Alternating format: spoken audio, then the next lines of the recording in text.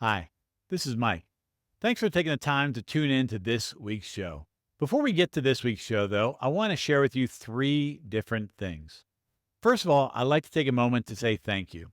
Thank you for taking the time to watch and listen to this show. Whether you're new or you've been with us from the beginning, I really appreciate you taking the time to not just tune in, but then to apply the stuff and hopefully enhance your financial future. That's ultimately my goal. My goal here is just to provide some free content to help you navigate financial decisions, intentionally build wealth, enhance your financial future so that you can ultimately retire with confidence. So, again, thank you for taking the time to invest in your financial future. I greatly appreciate it. Second of all, I'd like to announce that essentially August 1st marks our 1 year anniversary of doing this show. So we started August 2nd or August 1st of last year. And by God's grace, we've done a show from then till now. And I like to make the end of July show a little bit different. What I like to do essentially is a question and answer show, essentially an opportunity to ask me anything. So whether it's things about money, things about finance, things about planning or business, or personal stuff, things you'd like to know about me and Mrs. Beautiful, we'd love to take the opportunity to help address your specific questions. If you'd like to have your question considered, you can send an email to mike@truewealth.show. mike@truewealth.show to have your question considered, and hopefully I'll get an opportunity to answer it specifically for you. Thirdly, I like to convey that this year, by God's grace, marks Erica and I's 25th wedding anniversary. Mrs. Beautiful and I got married in 1999 in Hawaii, and we've been through a lot of things together, raising a family, seeing those kids kind of go off to college and launch and do their things. And so we're going to do a couple things this year to celebrate. And one of those things is to take an extended vacation in the month of July. Essentially, we're taking the vast majority of the time off to really just invest in our marriage, kind of double down, reconnect. I mean, we're pretty connected, but just in general, kind of enhance that a little bit more. So there won't be any new True Wealth shows in the month. There are, however, a lot of new people that are here. And so what I'm going to do throughout the month is essentially play replays. And those replays are going to be focused on money mindset.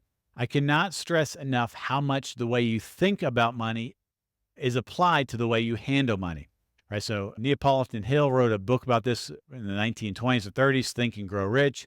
Earl Nightingale, if you ever heard of him, essentially gave the greatest secret talk, which is the idea that men become what they think about. Both of those are based upon the proverb of 23:7 that says, "For as he thinketh in his heart, so is he." Right? The way we think about money has a large impact on the way we handle money, which has a large impact on the money and the wealth and the things that we have. So throughout this month, we're going to be doing a handful of replays on money mindset. Thanks again for tuning in. I hope you enjoy this week's True Wealth Show replay. The compelling why adds the fuel for the journey ahead. Hi, I'm Mike Potter, and I'd like to welcome you to the True Wealth Financial Show, a show dedicated to providing you the information and inspiration to navigate financial decisions, intentionally build wealth, and retire with confidence. I appreciate you taking the time to tune in. Please feel free to like, share, and subscribe so you don't miss any future episodes. Additionally, you can find more information and resources on our website at truewealth.show. And now, let's get on to this week's episode. Hello. Welcome to another episode of the True Wealth Show. As always, I'm super glad that you are tuning in. Thanks for taking some time to be here. Over the last couple episodes, we've been talking about money mindset. We talked about how beliefs are important and how they drive actions and outcomes and evidence, and how all change starts with beliefs. We've talked about identity. We talked about money mindset and scripts, and how Medium is an exchange and a tool to be used. We talked last week about stewardship in relation to the wealth building process. And in today's episode, I want to continue to pull on that thread just a little bit more. And I want to give you a couple other perspectives that might be beneficial for you when it comes to navigating financial decisions, intentionally building wealth, and retiring with confidence. And that is having a compelling why. So Simon Sinek wrote a book, really started from a TED Talk, that called Start With Why. And in that, it was really a business book geared towards businesses, but it could be applied to people as well. But it was the idea of companies that started with a why, a strong, passionate belief of why they're doing what they're doing, outperformed other companies. So he talked about Apple, for example. Apple is a computer company, and they, design great computers and devices and stuff like that. But their core thing is, think differently, right? Make life better. He talked in that speech about Martin Luther King, about how many people, could have led the civil rights movement, but it was really Martin Luther King who did it because he had a strong why. He talked about the Wright brothers, the ones who founded and discovered flight, as an example compared to others, which I should talk about from a book that I've read here. But the thing is, they think differently. They have a strong, compelling why. Now, in that speech, he talks about, there's a why you do what you do. There's what you do and how you do it. So what we do, right, in terms of money, right, what we do, how we go about doing it. But the thing is, the why is important. The why is where we find the motivation, the cause, the inspiration.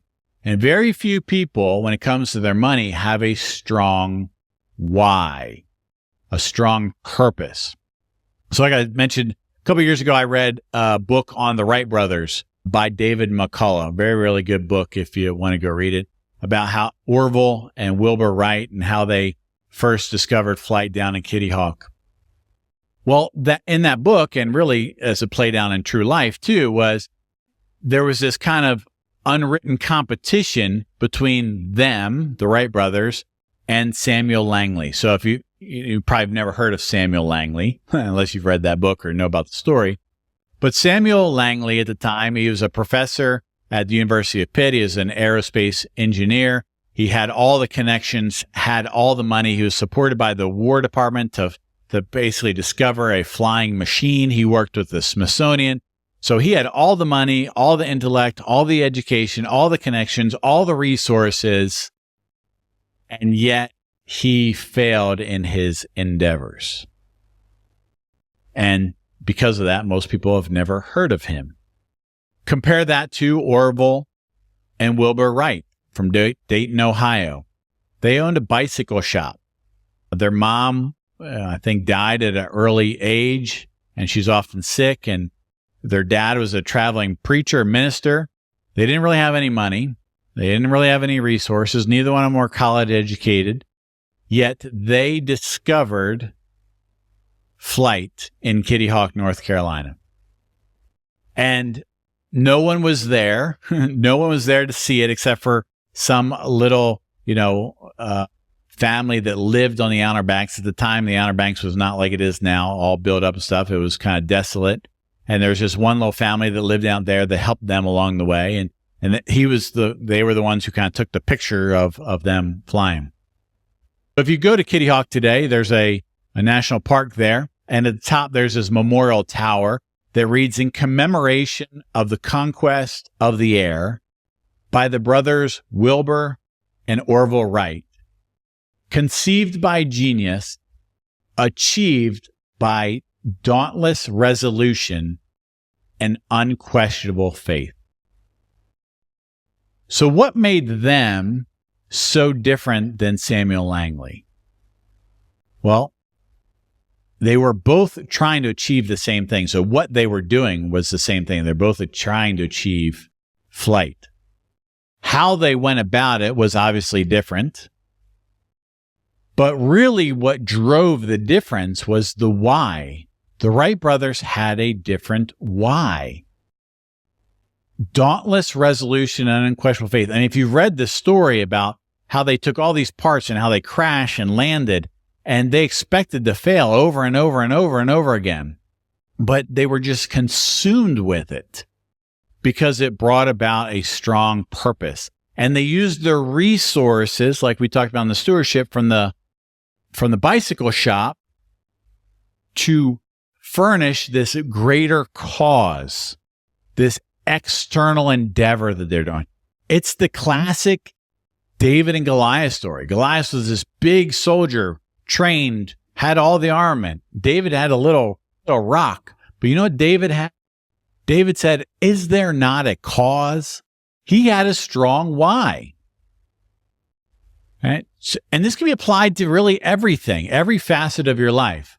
Personally, I'm a financial planner. That's what I do. I help people with their money and their finances. How I go about doing it, I've done it from coaching, I've done it in planning, I work with personal clients, but now I'm trying to help more people via YouTube and podcasts. It's a different medium. But the why I do it is because I believe you can do better with your money. And I believe the better you do with your money, the better you do with your life. And the better you do with your life, the better meaning you'll have, which will make your world and the world around you better. See, that's it. And frankly, I don't want people to experience what I experienced in the past. So for me, this is more than just a profession. This is a calling. This is something that is meant to really help people. So we're going to talk a lot of time in the future about tactics and techniques and strategies and frameworks and what to do. But that'll only take you so far if you don't take the time to define your why. The why provides the fuel.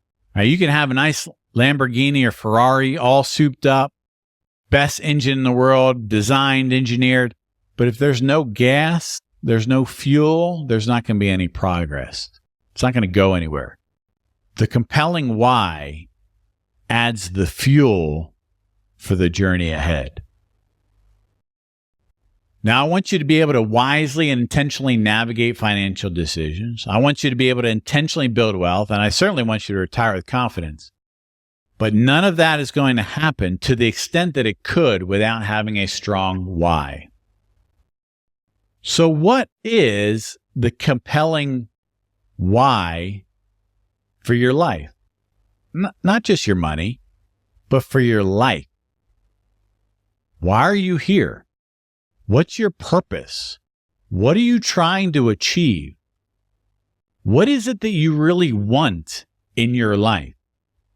If money was no object, meaning if you were not limited by finances and you didn't have to go to a job and you could do whatever it is that you wanted to do, what would you do with your life? But if you had all the money in your life that you needed, how would you live out the rest of your days? What would you do? And really more importantly, why would you do it? See, the why brings a bigger purpose to life. I'm currently rereading a book by Dr. Viktor Frankl called Man's Search for Meaning. I've read it before, but after recently visiting the Auschwitz concentration camp, I wanted to reread it. Viktor Frankl was a psychiatrist in Austria, around Vienna. He was also a Jew. And he was working on a theory prior to his time in the concentration camp and a manuscript on a thing called logotherapy. But then he got arrested and was taken to Auschwitz, later down to Dachau, which is by Munich. And it was really there in the concentration camps that he tested his theories and applied it to life. And what he found was the people who had a bigger why, a meaning to their life, survived the concentration camps in a larger percentage than those that did. See, Frankl studied a lot of other psychiatrists, and he read about Sigmund Freud. Freud's main thing was that what man wants is pleasure. Frankl believed that what man really wants in his life is meaning. And when they can't or don't have meaning, then they seek pleasure as a means of kind of distracting themselves. And see, meaning really comes from within, and it comes from the experiences and the aspirations that you have throughout your life. So the way I've heard logotherapy, which is Dr. Frankl's meaning for life, is threefold. One, you need a project or a cause or endeavor something to work on in your life. Number 2 is it needs to be external to you. It needs to benefit others. And 3, you need to have a redemptive view on your sufferings because you're going to have tough times. So my thing is I don't want people to struggle like I did with money. And I want you to be able to fulfill your life's callings and meaning, whatever that might be. So the question for you today is, what is your compelling why? What's your life's calling or purpose? What are you trying to achieve bigger than yourself? And are you on the path to achieving it? Hopefully you are. And I think, as we described before, that money can be the tool to help enable that life. So the irony of it all, sorry for the history lesson here, but it's just something I'm interested in now, and it does apply to our money and our money mindset, which is kind of what we're focusing on. The irony of it all was that Hitler also was from Austria. His father died when he was very young, was raised by a single mom. And after the death of his mother, when he turned 18, he went up to Vienna, which is where Frankel ended up being as well.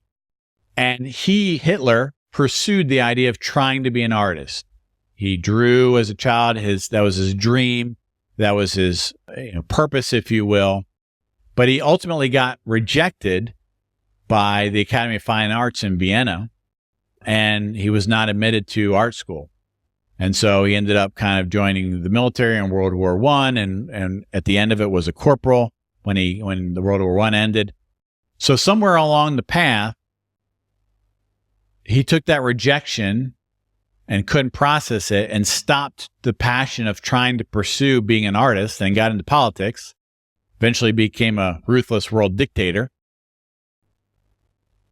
But it only reinforces Frankel's theory of logos therapy that with true meaning, without truly achieving the meaning in your life, you'll distract yourself with pleasure. And Hitler's, I guess, pleasure was world domination. I don't know. But again, the idea being that had he pursued what he truly wanted to do and fulfilled that compelling vision and that why in his life, maybe all of that would have been avoided. That obviously is an extreme consequence of not having and not pursuing a vision. But here's the thing, how many people were impacted by it? The whole world. Now, will you impact the whole world by fulfilling or not fulfilling your why? I don't know. But I do know this, that there are others that are out there that will be impacted positively by you fulfilling it. So the micro action for this week. Take some time to reflect on what's your compelling why. Why are you here? What's the bigger calling in your life? What's the meaning in your life? What is it that you're trying to achieve? What would you want your life to be if money was not a hindrance? Take some time and write that down and reflect on it. Because the clearer you get on that, the clearer you will be with your money. That will help you navigate financial decisions. It'll help you potentially build wealth. It'll help you when you get to the retirement stage. It'll help you with your life, and it'll help you with your money. Because that belief drives actions, causes outcomes, or reinforces that evidence that comes back around to those beliefs. I hope this is helpful for you, thought-provoking. If you have any questions or feedback, you can send me an email at mike@thetruewealth.show. And until next time, I hope you have a great day. Thanks again for taking the time to watch or listen this week's episode of the True Wealth Financial Show. I encourage you to like, share, subscribe so you don't miss any future episodes. Additionally, you can go to www.truewealth.show for more information and resources. One final note as we wrap up today's show. I hope the information that you were provided was helpful and valuable, but I want to remind you that it's really for educational purposes only. Prior to making any decisions or taking any actions, I would strongly encourage you to talk to your legal, tax, estate, or financial advisor who's familiar with the circumstances of your situation. Until next time, I hope you have a great day.